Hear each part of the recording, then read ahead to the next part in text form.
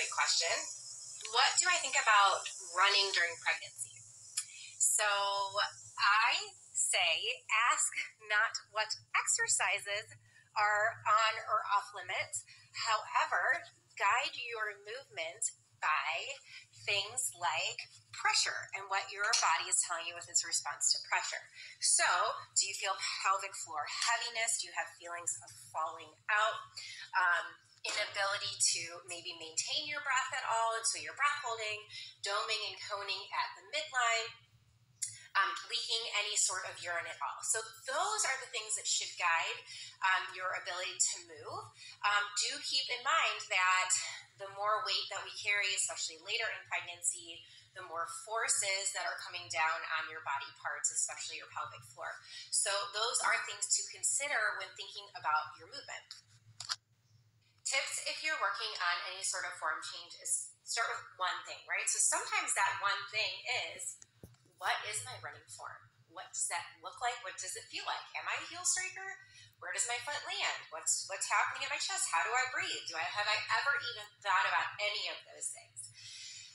And so then you can go back and you can see like, oh, I might fall into this category. And then you just start with changing one thing at a time, and slowly starting to see how those changes feel. When you do a 4-foot strike and you have less reach, it is more efficient and you will be faster with less use of energy, because you're in a perpetual falling forward phase. So it's like you're catching yourself instead of always reaching with that stride. If you run on a treadmill, put yourself on an incline, because that will naturally help you come into a forward lean a little bit easier if it feels really foreign for you on flat. Okay, so incline can be really helpful to help you get that forward lean. And then when you're doing it, you start to understand what that feels like in your body. And then when you come back to a flatter grade, you try to see if you can incorporate that. And I will say it feels like you're running on your tiptoes. It feels like more of a sprinter's kind of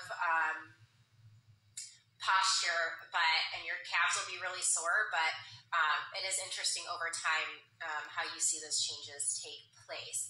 Other things would be, I switched to ultras. These are my treadmill ultras.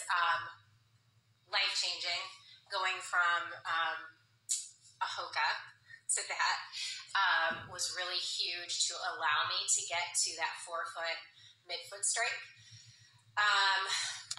Much of this is in line with the pose running method, if you're familiar with it, or if you're not.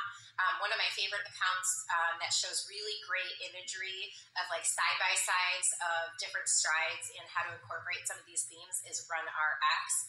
I actually use that